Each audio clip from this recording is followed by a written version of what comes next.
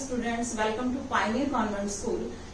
Yesterday we have started chapter first, the Cold War era, जो हमारी first book का first chapter है और बुक का नेम है कंटेम्परेरी वर्ल्ड पॉलिटिक्स।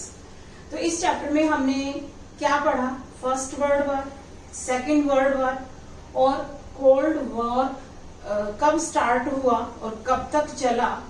इसके अलावा लॉजिक ऑफ डेटरेंस, जिसमें हमने ये स्टडी किया कि लॉजिक ऑफ डेटरेंस की वजह से कि दोनों देश जो हैं वो रुके रहे, उन्होंने इस कोल्ड वॉर को कोई न्यूक्लियर वॉर में कन्वर्ट नहीं किया और पूरा वर्ल्ड जो है एक थर्ड वर्ल्ड वॉर से बच गया।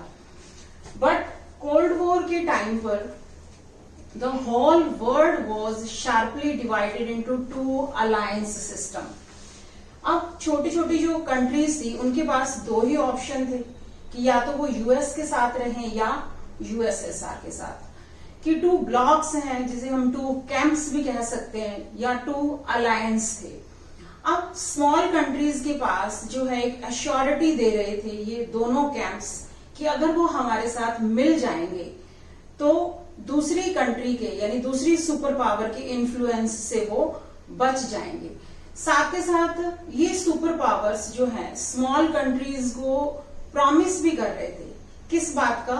Promise of protection, weapons, economic aid against the local rivals, कि अगर इन स्मॉल कंट्रीज का आपस में किसी नेबर कंट्री के साथ कोई वॉर हो जाता है तो उस समय वो जिस सुपर पावर के साथ सपोर्ट कर रहे होंगे वो उन्हें कहीं ना कहीं योगदान देगा, उन्हें कॉपरेट करेगा, उन्हें सहयोग देगा, उन्हें इकोनॉमिक एड की यानी कुछ पैसों की अगर जरूरत है तो वो भी देगा, उनकी प्रोटेक्शन भी करेगा और उनको वेपन्स यानी हथियार भी देगा।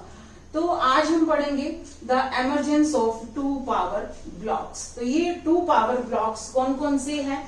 फर्स्ट है वेस्टर्न अलायंस और दूसरा है ईस्टर्न अलायंस। वेस्टर्न अलायंस का हेड कौन? यूएस, और ईस्टर्न अलायंस को जो लीड कर रहा था, जो उसका लीडर था वो था यूएसएसआर। अब दोनों की आइडियोलॉजीज बिल्कुल डिफरेंट हैं। What was the ideology of US in this western alliance? ये लिबरल डेमोक्रेसी और कैपिटलिज्म को फेवर करते थे।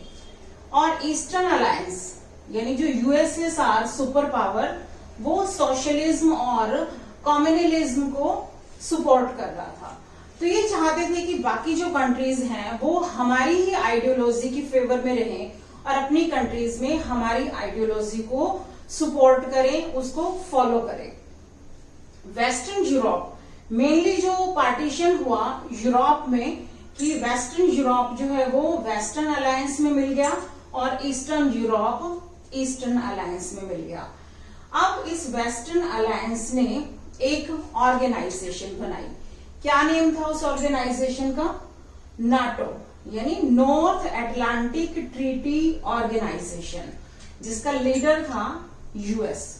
और ये कब एग्जिस्टेंस में आई? अप्रैल 1949 में। तो इसके ऑपोजिशन में यूएसएसआर भी कोई चुप करके नहीं बैठा, उसने भी एक ऑर्गेनाइजेशन बनाई जिसका नेम था वार्सा पैक्ट। वार्सा पोलैंड की कैपिटल सिटी है कि जहां पर ये संधि हुई, पैक्ट ट्रीटी साइन हुई और उसका लीडर था यूएसएसआर। और ये कब एग्जिस्टेंस हुई? 1955 में। अब कौन कौन सी कंट्रीज हैं जो यूएस के साथ रही और कौन कौन सी कंट्रीज स्टार्टिंग में यूएसएसआर के साथ रही? स्टार्टिंग में 12 कंट्रीज जिन्होंने नाटो को फेवर किया, इस ऑर्गेनाइजेशन के मेंबर रहे। Belgium, Canada, Denmark, France, Iceland, Italy, Luxembourg, Netherlands, Norway, Portugal, UK और यूएस।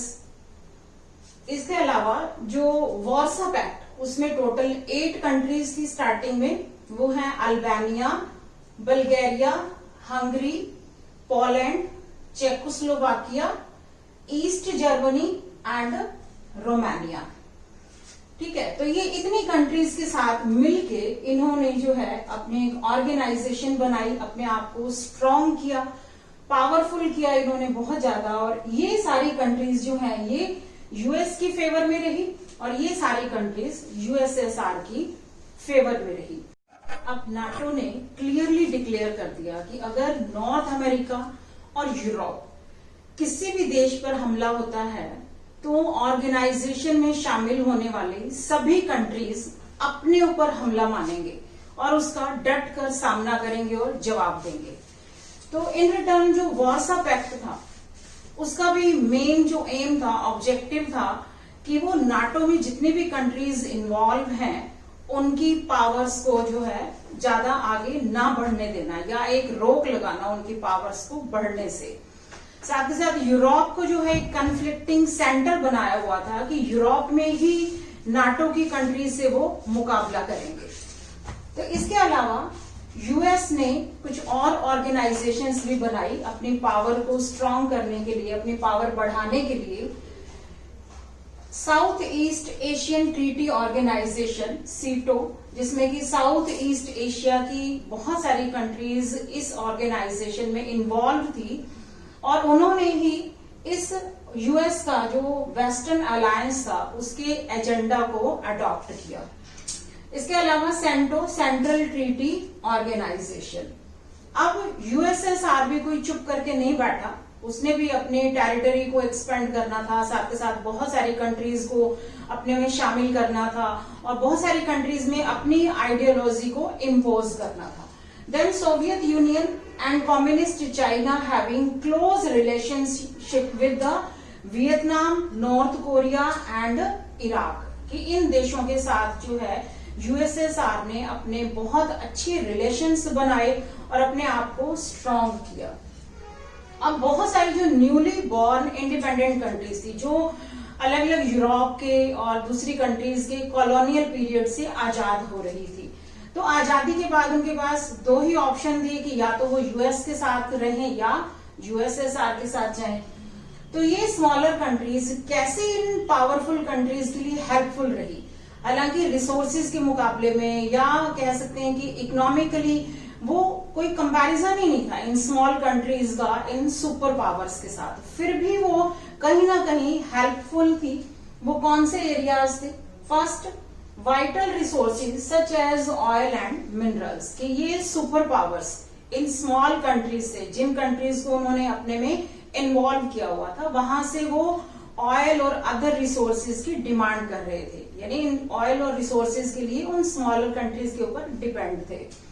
नेक्स्ट है territory from where the super powers could launch their weapons and troops, कि डायरेक्ट अपने एरिया में, अपनी टेरिटरी में वेपन्स को लॉन्च ना करके इन स्मॉल कंट्रीज के साथ, जिनके साथ उनके ऑर्गेनाइजेशन बनी हुई थी, उन कंट्रीज के एरिया पे अपने न्यूक्लियर और वेपन्स को लॉन्च कर रहे थे। नेक्स्ट है location from where they could spy on each other, यानी ऐसे एरियाज जहां से वो एक दूसरे की क्या कार्य कर रहे हैं, क्या एक्टिविटीज हो रही हैं, उनकी जासूसी कर सके, स्पाई कर सके।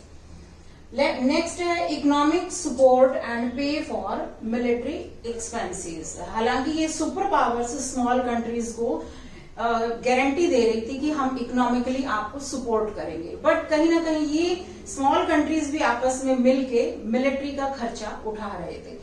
तो बहुत सारे ऐसे वेज हैं जिनमें से ये स्मॉल कंट्रीज जो हैं इन दोनों सुपर पावर्स के लिए काफी हेल्पफुल साबित हुई। नेक्स्ट का जो आज का हमारा टॉपिक है that is the arena of cold war. Arena means मतलब एक ऐसी टेरिटरी, ऐसे एरियाज, ऐसे स्मॉल कंट्रीज, स्मॉल स्टेट्स जहां युद्ध हो चुके हैं या युद्ध होने का डर है। तो ऐसे एरियाज, क्योंकि I have already told you कि इन दोनों सुपर पावर्स ने अपने एरिया में डायरेक्ट जो है यूएस ने और यूएसएसआर ने अपनी टेरिटरी में कोई डायरेक्ट युद्ध नहीं किया, इन स्मॉल कंट्रीज में जो है इनको अपना निशाना बनाया। तो ऐसे एरियाज जहां पर इन्फ्लुएंस है कोल्ड वार का और वहां पर जो है युद्ध चल रहे हैं टाइम टू टाइम। फर्स्ट है कोरिया, जिसका युद्ध हुआ 1950 से 53 में। सेकंड बर्लिन 1958 से 62 में, ठीक है। थर्ड कोंगो, जहां अर्ली 1960s में युद्ध हुआ। तो यहाँ पर कोरियन युद्ध में हमारे जो फर्स्ट पीएम थे पंडित जवाहरलाल नेहरू जी, उन्होंने इम्पोर्टेंट रोल प्ले किया और यूएस और यूएसएसआर यानी वेस्टर्न अलायंस और ईस्टर्न अलायंस के अलावा जो उन्होंने थर्ड ऑप्शन अडॉप्ट किया, नैम की पॉलिसी को अडॉप्ट किया कि नॉन अलाइंड मूवमेंट के तहत जो है उन्होंने इन कंट्रीज के जो मैटर्स थे उनको सॉर्ट आउट किया और नेगोशिएशंस करके इनके युद्ध को रोक लगाई। इसके अलावा जो है नेक्स्ट इसी के साथ ही टॉपिक है कि यूएस और यूएसएसआर अब दोनों जो है एक थर्ड वर्ल्ड वॉर नहीं चाहते थे, वो चाहते थे कि कोल्ड वॉर जो है कोल्ड वॉर ही रहे। तो उसके लिए उन्होंने काफी ट्रीटीज भी करी, बहुत सारी मतलब आपस में कॉम्प्रोमाइज और कह सकते कि संधियां भी की।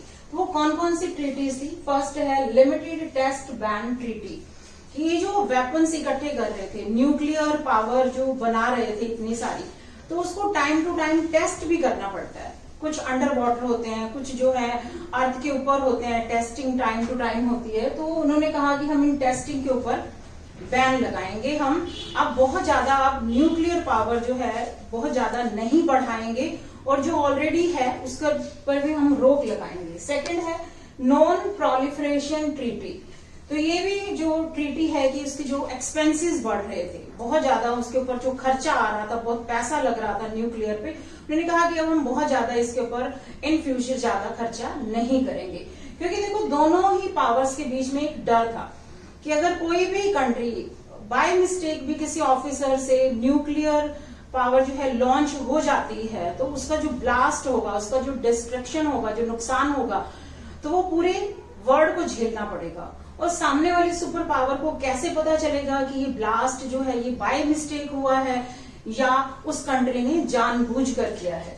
जो थर्ड ट्रीटी हुई that was the anti ballistic missile treaty, कि जितने भी एनवायरमेंट के अंदर यानी कि एटमॉस्फेयर के अंदर जो लॉन्च किए जाते हैं न्यूक्लियर्स, तो उसके ऊपर भी इन्होंने एक ट्रीटी बनाई और कहा कि इन फ्यूचर जो है इस तरह से हम और ज्यादा एक्सपेंसेस नहीं करेंगे और ज्यादा खर्चा ना करते हुए इसके ऊपर रोक लगाएंगे। तो इसी का ही रिजल्ट रहा कि कोल्ड वॉर जो है एक शूटिंग वॉर या हॉट वॉर में कन्वर्ट नहीं हुआ और एक थर्ड न्यूक्लियर वॉर से पूरा देश बच गया। तो इसके साथ ही एक नेक्स्ट जो टॉपिक है कि हमारी कंट्री इंडिया ने कौन सी पॉलिसी अडॉप्ट की, क्या वो यूएस के साथ रहा या यूएसएसआर के साथ रहा, क्या वो वेस्टर्न अलायंस का हिस्सा बना या ईस्टर्न अलायंस का हिस्सा बना, उसने कौन सी आइडियोलॉजी अडॉप्ट की। ठीक है, तो ये नेक्स्ट टॉपिक जो है हम नेक्स्ट वीडियो में कवर करते हैं। तब तक के लिए take care, have a nice day.